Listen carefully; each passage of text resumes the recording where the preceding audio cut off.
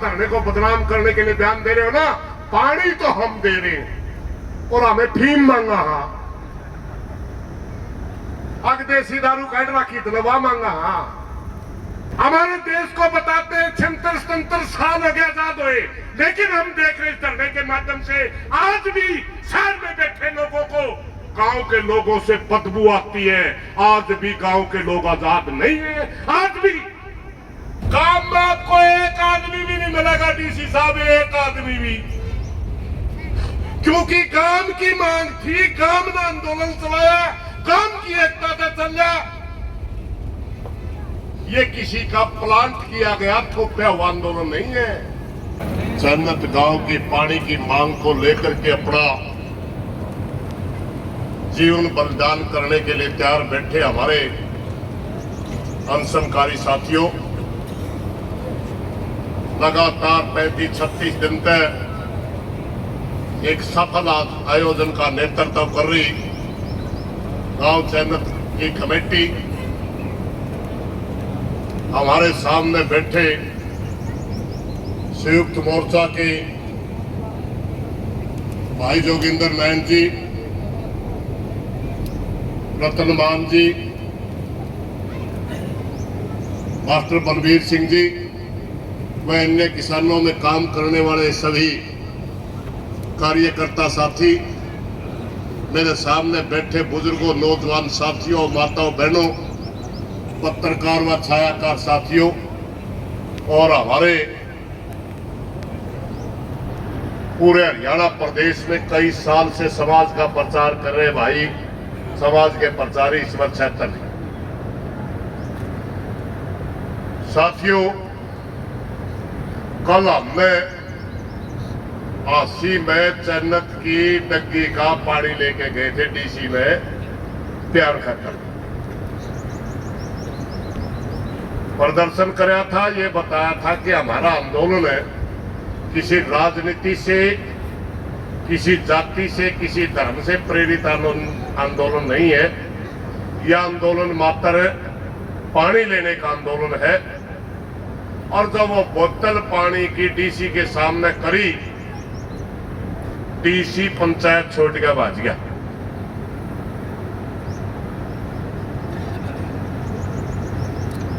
दोबारा बुलाया, दोबारा पूछा गया, फिर भी उसके पास सवालों का जवाब नहीं था। मगर हमारी कमेटी का फैसला ये था कि हमने सिर्फ पीएम और सीएम के नाम ज्ञापन देकर उल्टाना, वरना जवाब संतोषजनक नहीं था। और जब हमें प्रदर्शन करके घर लिए प्रेस कॉन्फ्रेंस करता है एसपी, और आज सवेरे पीसी करता है डीसी, दोनों की भाषा बड़ी आपत्तिजनक है। एसपी कहता है अगर बुजुर्गों को कुछ हुआ तो कमेटी के ऊपर 302 लावांगे, एफआईआर दर्ज करा। एसपी साहब, क्या हिंदुस्तान में ये आजादी के बाद पहला अनशन है? क्या और भी कहीं लगी है? क्या अमन अनशन पर बैठने वाले की जिम्मेवारी सरकार की होती है, या मजबूरी बस जो अपना जीवन त्याग करने के लिए बैठ गए उनकी होती है? सबको पता है कि मांग के लिए प्रजातंत्र के अंदर अगर कोई अपना जीवन दांव पे लगाता है, उसके साथ बातचीत करके मुद्दा हल करने की जिम्मेवारी सरकार की होती है। इसलिए अगर एफआईआर करने की तरह में हिम्मत है तो मुख्यमंत्री हरियाणा पकड़, मुख्यमंत्री हरियाणा बनता है इसका दोषी, उसकी जिम्मेवारी है। दूसरा जिम्मेवार 80 का विधायक है, उस पे कर।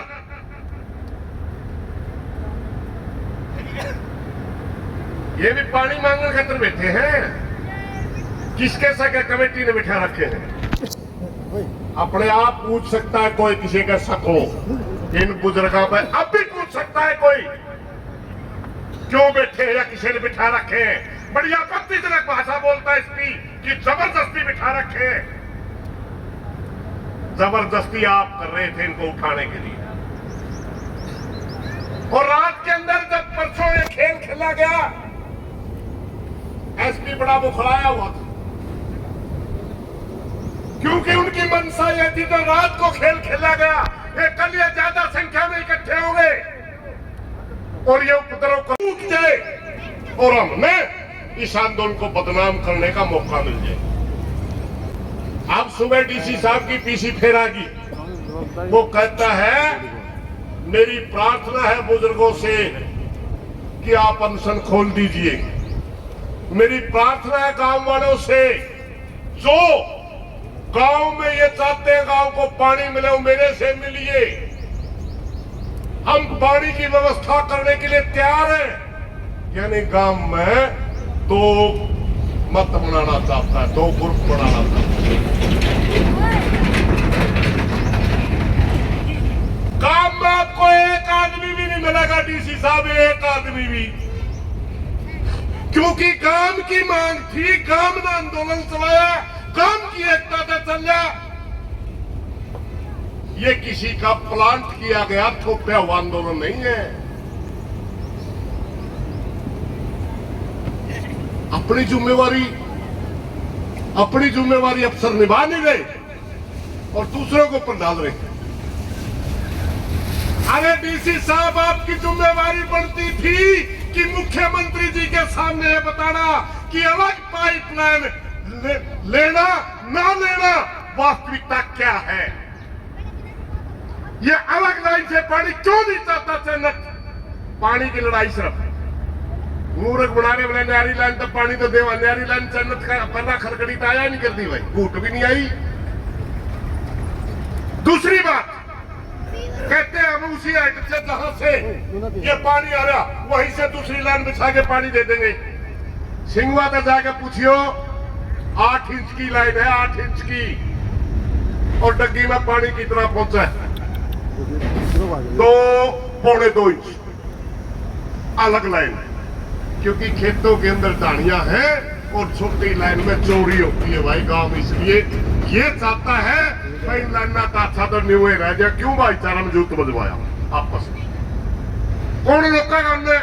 और ये बहाने वर्गे पंचर करवाओगे। मैं कहता हूँ एसडीओ को आप आधा इंचा फोड़ लो, कोई कहेगा 1.25 इंची ले लो।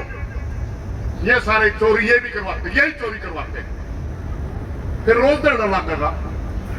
इसलिए काम की मांग ये है कि हमने भाई मांग तो कर ली, काम इकट्ठा हो लिया, 35 दिन तक धरने पे बैठे हैं, 11 दिन अनशन हो गया, तो इसलिए हमारे को पक्का पानी का प्रबंध दे दो। पक्का पानी का प्रबंध का मतलब है उसी लाइन में से टी लाकर कनेक्शन कर गांव में पानी दे दो।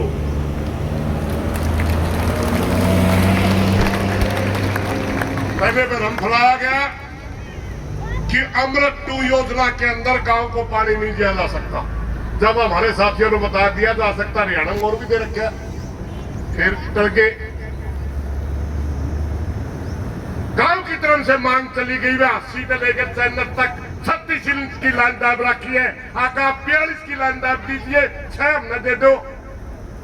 बोले नहीं जी, सारा एस्टीमेट बन लिया, सब कुछ बन लिया, ये तो बदला नहीं जा सकता। अरे फिर बदलने की जरूरत क्या है जब इसी महकमे का चीफ ये कहता है कि 80 को और गांव को दोनों को 36 इंच की लाइन में से ही पानी दिया जा सकता है, मात्र 1 इंच की कमी पड़ा।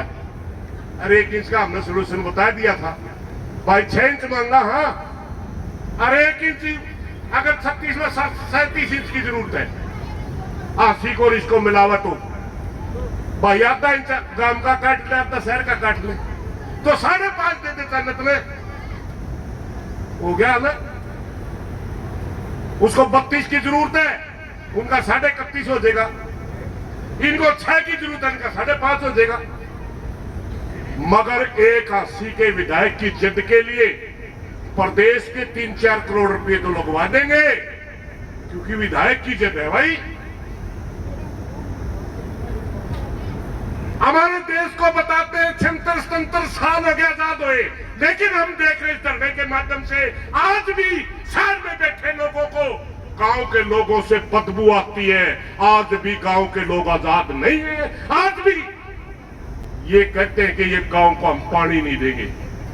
आज भी हमारे से करना करते हैं। आज भी इस आंदोलन को गांव और शहर बनाना चाहते हैं। सैनी साहब, मुख्यमंत्री जी, आपका प्रशासन, 80 का प्रशासन बिल्कुल निकम्मा प्रशासन है।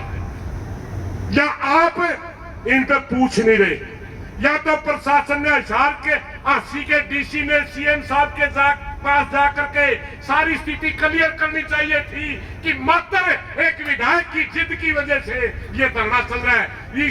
इस धरने से जो सरकार बदनाम हो रही है उसका जिम्मेवार विनोद बिहाना है, क्योंकि विनोद बिहाना की जिद के ऊपर ये धरना लगा हुआ है। वरना गांव में तो सिर्फ पानी की जरूरत है भाई। और पानी जो सरकार अपने प्रदेश की जनता को पानी मुहैया नहीं करवा सकती, उसका सत्ता में पड़े रहने का अधिकार ही नहीं है। इन्हीं बातों के साथ साथियों, मैं कहना चाहूंगा प्रशासन से भाई और सरकार से। और एक बात भाई, सीआईडी वाले भाइया ने भी कहना मारती एक रूट दिया अरोड़ा जाएगा बदल दिया। जो तरह बस की बात ना हो तो मारती कया ना करो। जो तरह को मानता ही नहीं तरी तो मारती रूट क्यों दिया? जब हम टकराना ही नहीं चाहते थे, जब हमने न्यू कह दिया था न्यू बताओ कड़ा को दावा, आपने जो रूट दिया हमने स्वीकार कर लिया और ओड़ा जाके फिर टकराव की स्थिति पैदा कर दी। और 80 का प्रशासन ला लो चाहे सरकार ला लो, वही इस बात का ध्यान दे ले, आपका घुमाया तय या चीज घूमती को नहीं। आप जो बार बार धरने को बदनाम करने के लिए बयान दे रहे हो ना, पानी तो हम दे रहे हैं और हमें फीम मांगा।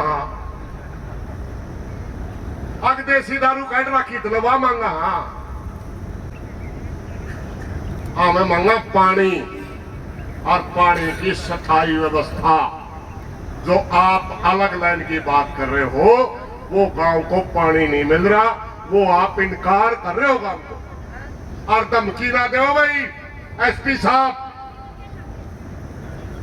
डीसी साहब, ये जिम्मेवारी आपकी है जो ये बुजुर्ग अनशन पे बैठे हैं। सरकार के पास सही सूचना भेजो ताकि सरकार गांव की कमेटी को बुला करके टी के बारे में भी सोच रहे। एसपी का बयान आ रहा है, टी के बारे में भी सोच रहे, मगर 2 महीने लगेंगे। 2.5 इंच की, 2 इंच की, 3 इंच की, 5, 5.5 मांगे हैं। सीधी आगे कह देना भाई इन बूढ़िया ने हमारा में गलती हो रही है, इन बूढ़े बिठा दिए तो हमने, और वह तरट्टी पक्की लगेगी। और एक बात और मैं ऑफर देता हूँ हरियाणा में, वैसे तेरा हल्का का काम है, तेने कर देना चाहिए था। बयाना बना रहा इको, और इको तोड़ने का ही मौका है। मैं उस विधायक का सीधी कुमार धरना पाएगा तो ये कहते तेरा भाईचारा ही बन जाएगा और इन्हें पानी मिल जाएगा, फायदा रहेगा इस बात में। तो ये कहते मैं पानी आड़े में देवांगे, तेरे टी लाके देवांगे और फायदा रहेगा। अगर कोई बुजुर्ग गुजर गया तो याद रखना 80 का विधायक, दोबारा कुर्सी तो मिलनी ना मिलनी इस एरिए में मुंह दिखाने के लायक नहीं रहेगा। न्यू कहेंगे ये है वो रावण जिसकी वजह से बुजुर्ग भूखता मर गया, पानी नहीं दिया। इन्हीं बातों के साथ कोई गलत बात निकली तो माफी चाहूंगा भाई, मेरा थोड़ा सा बोली बिगड़ गया। कल चलते चलते पैरे चलते चलते ज्यादा बह गया, गात कम था नाटूंगा मैं इसमें, फिर ईश्वर भी पक्का है ना। तो एक नारे जरूर ला दियो, बोल तो लिए के फर्क पड़ा है। किसान मजदूर एकता जिंदाबाद, किसान मजदूर एकता जिंदाबाद।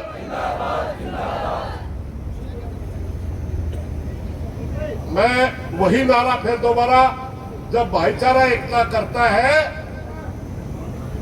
मरने से नहीं डरता। लाओगे सारे हाथ खड़े करके, पूरा दोस्त है। जब भाईचारा एकता करता है, मरने से नहीं डरता है। जब भाईचारा एकता करता है, मरने से नहीं डरता है। धन्यवाद साथी। बहुत बहुत धन्यवाद आदरणीय सुरेश खोत जी।